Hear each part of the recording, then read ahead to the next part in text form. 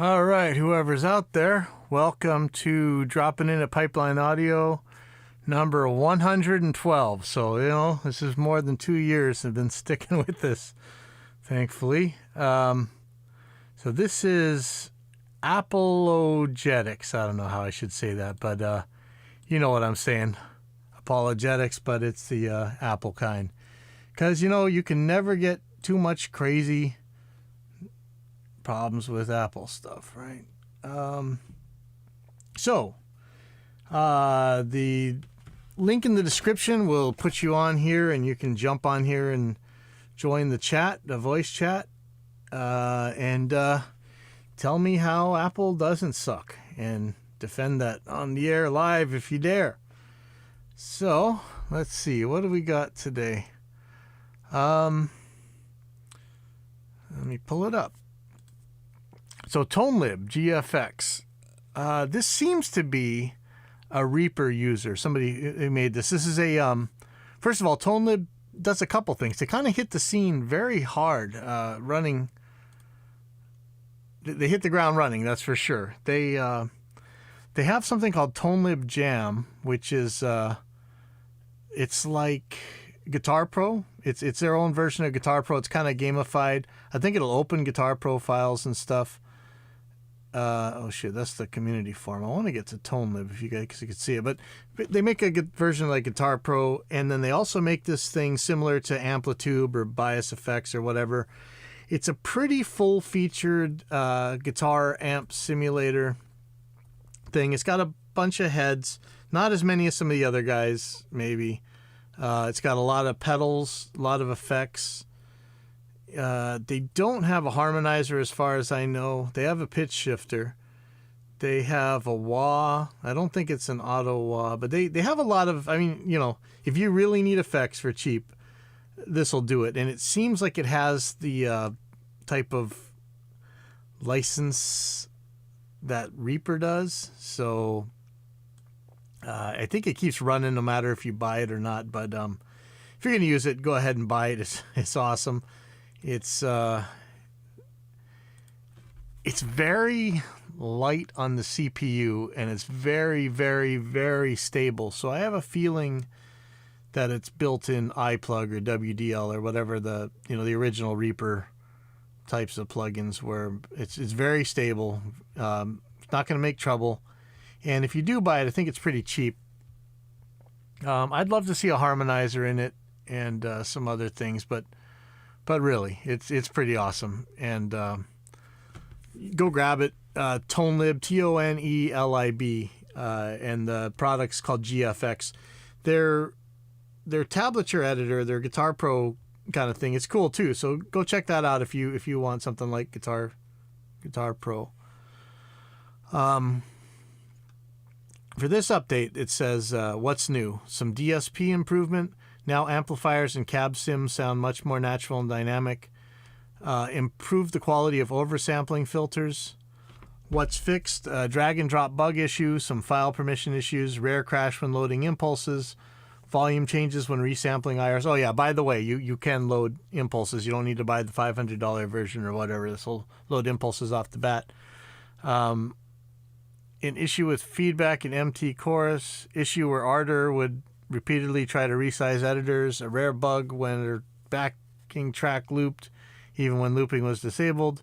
Miscellaneous bug fixes, improvements, and documentation updates.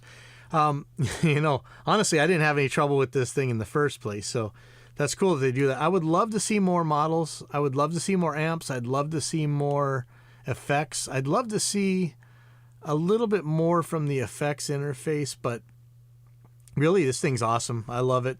That's ToneLib GFX, and like I say, they just did an update, and I was pretty excited when I saw it. I pulled up, I just closed it actually. I had pulled up an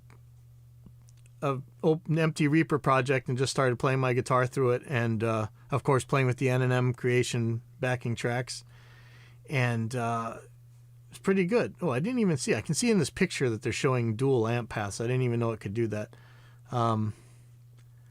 I don't know. I don't know if I heard it sound any different. It just felt great to me. So I never had a problem with it before. it's kind of, maybe it's a little bit vanilla, but you guys go check it out because it is awesome. Next thing, so if you guys want to come in here, remember the link is in the description. Come in here and defend Apple, but I'm gonna say that Apple sucks, and how many times we had to go through this, and I never want to see a monopoly. So I don't want to see Microsoft just run around, or you guys, you can say Linux, but well, actually, Linux is getting a little bit more doable lately, right? But still yet. I don't want to see Microsoft with the monopoly. I want Apple to do well, but holy crap, man. It's just one problem after another. And, somebody was asking about, how do you like MainStage? MainStage is like how to use your computer as an effects rack, VST host. So you could do pretty much what you do in a DAW, but without worrying about the DAW. And honestly, also they have a lot more features for like a live performance. However, it's Apple only. I think it's made by Apple. So I, suggest Gig Performer. Really, I had a little bit of trouble with Gig Performer, but every time I had to ask the developer, they answered me directly, and I don't think they knew who I was. They just answered me like they answer anybody else. It's a pretty good program, and you can do some scripting in it, which is even cooler. And if you really get good at that scripting, let me know, because we might have a place for you at AIX DSP. But I'd said, a more reputable company makes MainStage. People get mad about that, but Apple support is usually terrible. I mean, you can say that they might get back to you. I actually, I'll get to this later. I actually had a good experience with Apple support earlier, but, I will still take Gig Performer any day. Gig Performer is software so good that you don't need to put anti-suicide fences outside the developer's office. I don't know what else you can say about that. But, never mind that CarPlay was just bad software in the first place, but it really sucked today. It stopped allowing my contacts. It wouldn't have the same contacts as my phone does. And I have no idea how that is. And, bad Google sucks now. You can't really search anything. It stopped being able to copy phone numbers. And so I had to create fake contacts in order just to copy and paste phone numbers. And, I can't tell it to call people that I just told it to call the one software update ago. Just a few days ago, everything was relatively fine. I could say, hey, I could press my button in my car and call somebody, just say, hey, call this person, and now it doesn't work. So I tried to get on Apple Chat, and for you guys who can see this, I waited a little while, and then it said, you're chatting with Esther. Sure. Your case number is blah, blah, blah, blah, blah. This is 7:12 p.m. And so he said, thanks for contacting Apple support. My name is Esther. How can I help you? And while I was about to type something in, it says, Esther has left this chat. You are disconnected. Conversation is over. I'm like, oh God, that's my typical Apple support response. And if you go to their forums, you'll always see just threads where they either did a copy and paste scripted answer, and it's just absolute nonsense. But this time I did get another person on the chat, and they set up a phone call for me tomorrow. So we'll see how that goes. So maybe this is the best Apple support that I've ever seen. And, but you Apple apologists, feel free to jump on here and tell me how wrong I am about this crazy operating system that I can't stand. But let's see, what else we got? Celestion. So as people are using more and more amp modelers, we're in the concept of the full range flat response speaker, right? So there's a lot of stuff out there. I've been using an Alto TS210 for a couple of years. I don't really play out, but when I thought I was gonna, I really set this thing up. There's a lot of articles on my webpage about it, but it's basically as flat of a frequency response as you can get a speaker, and pretty much like your studio monitors. So when you set up a sound on your studio monitors, you can get that onto your amp modeler and go play it live. So this usually means a speaker with a tweeter in it, and hopefully I like a self-powered amplifier. It's pretty much a PA speaker, to be honest. It's pretty much a very flat PA speaker, and often they're Class D.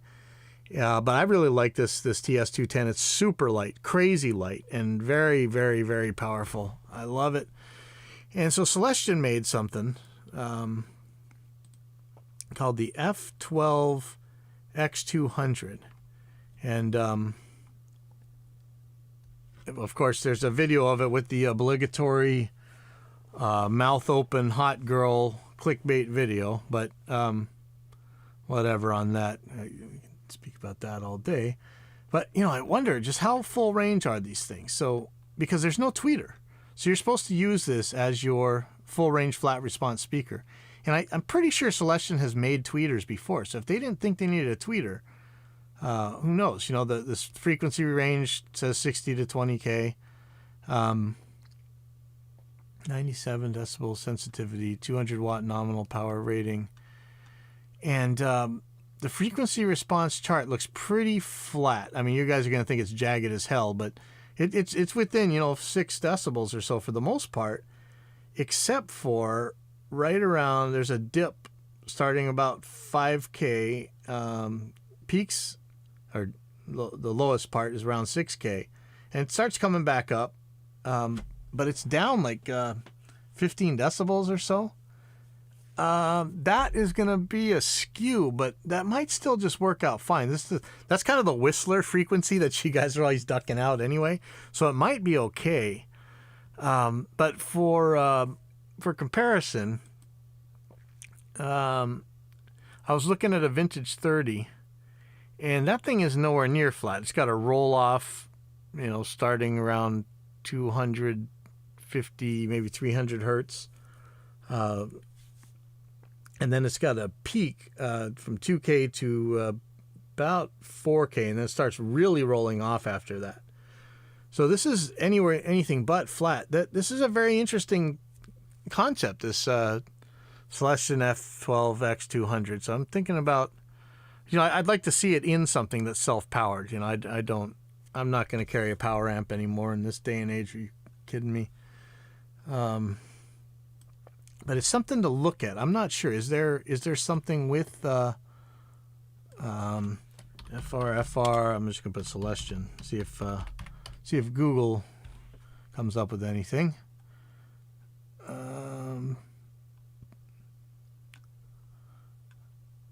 Yeah. See, I don't see something that it's in. Well, Sound on Sound's talking about it though. I'd like to see it in a powered cab. See, last year, this is how far behind I am on the guitar stuff. Looks like the Gear page has something where they're debating between this F12 X200 or a active PA speaker. Yeah. So the head rush is pretty much the same thing as the Altos. I'm sure it's made by the same company. But it doesn't have mic preamps on it.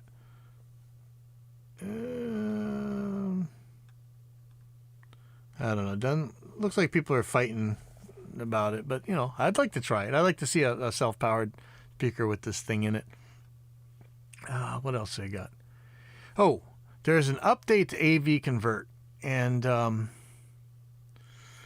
was talking to somebody about this. I'm really not sure about this. So what AV Convert does is OBS, or Open Broadcast Software, among other things, will record multi-track audio, but it's not what you're thinking. It's like the video style of it, so it may or may not actually show up as multi-tracks in your DAW if you drop them in. For something like OBS, you would let's say do your this narration mic I'm talking through right now, and maybe record your guests to another track, and maybe record your YouTube that you're commenting on to another track. And for instance, if you drop it in Reaper, these things are it's only going to show you the first track, even though Reaper can handle multi-channel audio because of the way that it's set. But what is it? Sonic Axiom. He's a user over at the Reaper forums. He made this thing called AV Convert, and it'll take that thing apart for you. You have to do it by hand, but he just made an update to it. So this is me read what this is. Sorry. Super fast audio and video conversion transcoding via media file context menu, which means you can right click it in Windows Explorer or whatever, and you can do it from there. So it's pretty easy. He says you have lots of audio and video files on your hard drives or on your mobile phone and would like to convert those to another format as quickly and as conveniently as possible. You are annoyed by using commercial apps because they are too complicated and expensive. AV Convert will convert your audio and video files. You simply have to right-click the files in Windows Explorer and trigger the desired conversion in the cascaded context menu. It's that easy. Wait a few seconds and the process files will be available in the source files folder. AV Convert's options will be shown in the context menu when you right-click a media file. You'll find options to convert files to other media formats, to losslessly extract audio from a video file, or to resize selected videos. The screenshot on the left shows the available context menu of a WAV audio file. Context menus of other type of files will vary. AV, okay, here's the part you guys got to listen to. AV Convert is provided free of charge and will work on all versions of Windows. File conversion is extremely easy and super fast, and there's nothing for you to configure. Select one or more files of the same file type in Windows Explorer, right-click one of them, and choose the desired option. The conversion process will take just a few seconds, even for lots of files in case of audio conversion. Many conversion types are completely lossless because AV Convert will rather transcode the files instead of re-encoding them, for instance, WAV to FLAC. Transcoding between such formats is lossless both ways. So, this is audioworld.de. Just type in AV Convert, and hopefully you can get to this. This is a massive hair saver if you're pulling out your hair, if you're not bald like me. Another user, I think, in the Reaper users group. See, sometimes some useful things actually happen on that forum. But he told me that you could use OBS ASIO and then do multi-channel audio in OBS. And he actually had linked me to a way to sort of do it. Let me. I'm not sure if it actually shows. Okay, so. Interfacing with the DAW, they actually show Reaper, so this is actually kind of cool. You can tell it to be a 7.1 file, and somehow it takes your first 8 ASIO streams and turns it into separate multi-channel files, which Reaper will handle just fine without using AV Convert. However, I'm using a mix of ASIO in and other things. I'm really not sure how it decides what is the what goes on what track of that 7.1. I wish OBS had a way to do this, and I wish OBS had a way to do this itself, where you could just choose, hey, which channel is this thing going on? But it probably will work if you're just using OBS ASIO, no other audio sources. Go for it. The way these guys are talking about using it with synchronous audio router, which we've talked about before. I'm going to pull that up. Synchronous audio router. I don't think that any of the tutorials or their videos that they ever did actually got done, and I don't think the user manual does work. Synchronous audio router, something like virtual audio cable. I'm a little bit hesitant to use it. I think I tried it before. I might give it another go, but that would be a way that you could use OBS ASIO and still get all your other audio sources. So I might think about that. In my case, I have RME, and I don't really want to give up loopbacks, but I kind of don't mind giving up one. It just feels very stable, and I'm really not that worried. Before, I was giving up 4 channels of loopback, and I still wasn't able to do a lot of the stuff I wanted. But now with OBS Monitor, that we talked about last week, I mean, it's just so much better. I way simplified my setup. I could probably pull up my new routing. for you guys who are actually watching. Total mix obs version. Actually, this new loopback is 30 and 31, but I'm only using one loopback, thankfully. The thing is, though, RME allows you to send MME to its software outs and stuff, so that's a little bit different than. But my USB interface OBS monitor version that I'm using at home is working exceptionally well right now. So that's using a couple instances of voice meter or of virtual audio cable. So I'm pretty happy with how that's going.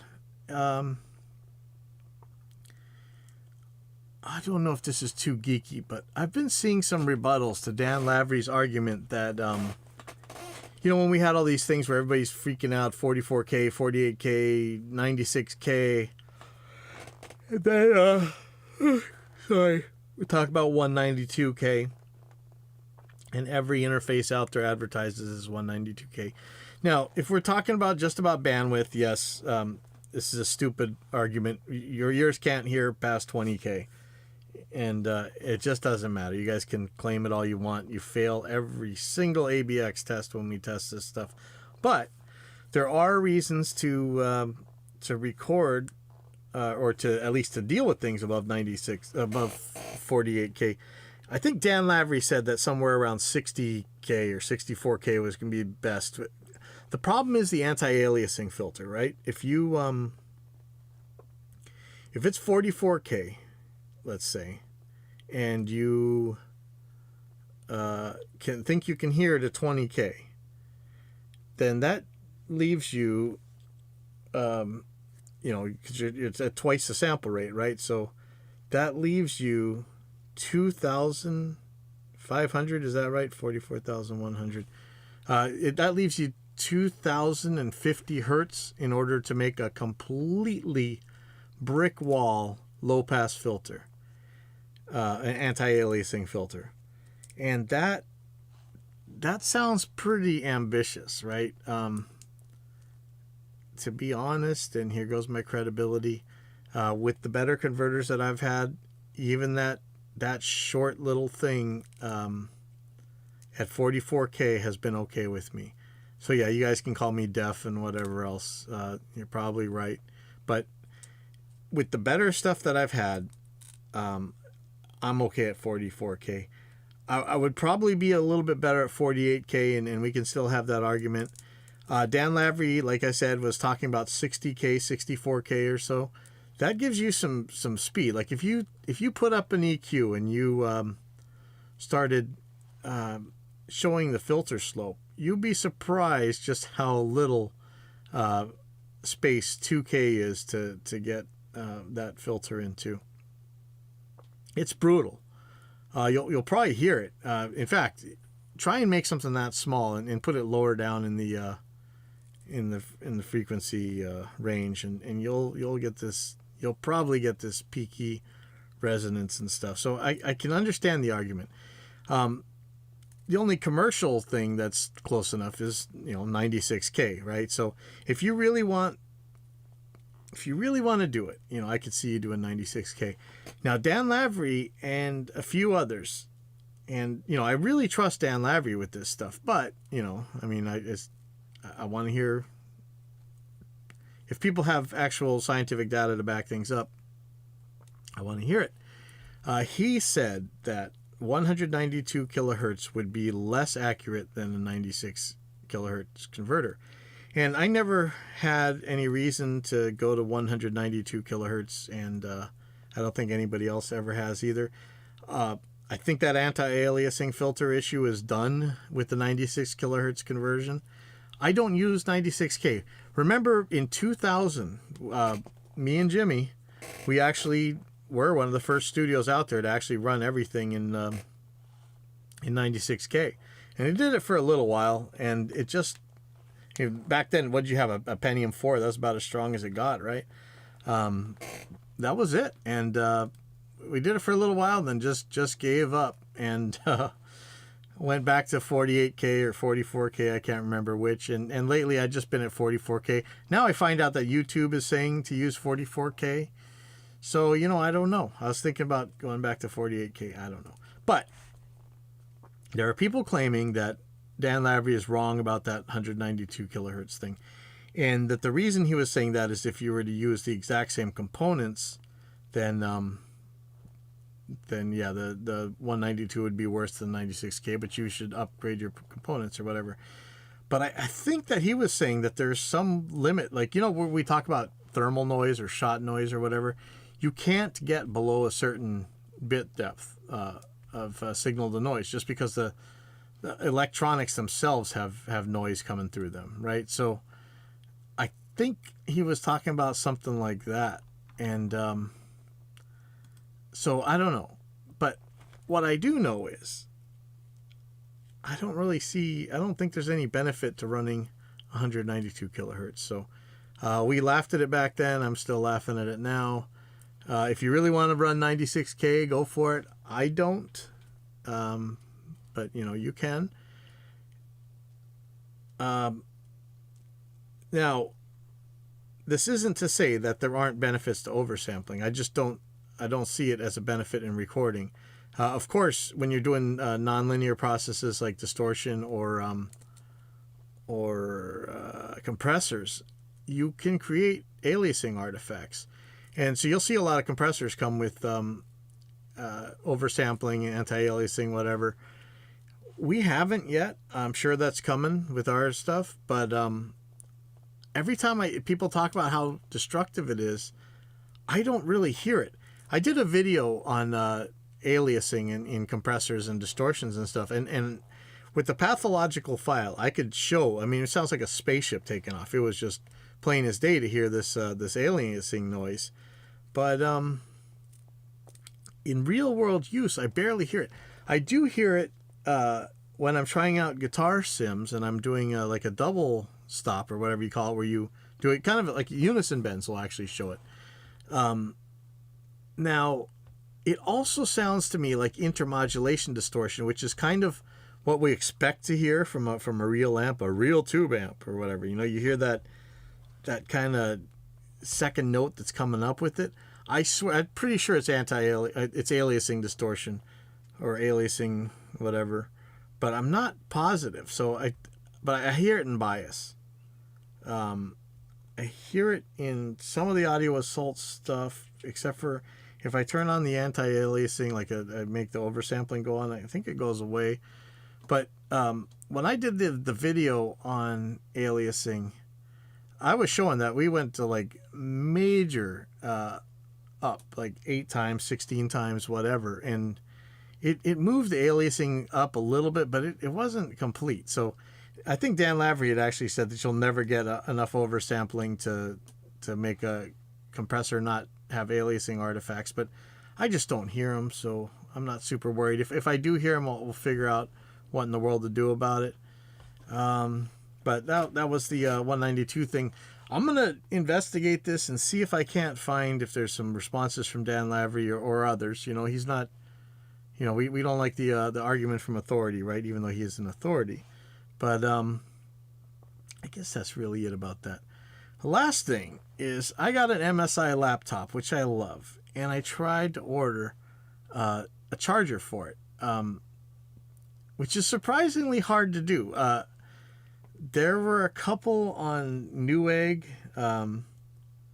but the chat person was less than confidence inspiring, so I'm really not sure if that one will fit. And they're expensive, man. They're not like a regular charger.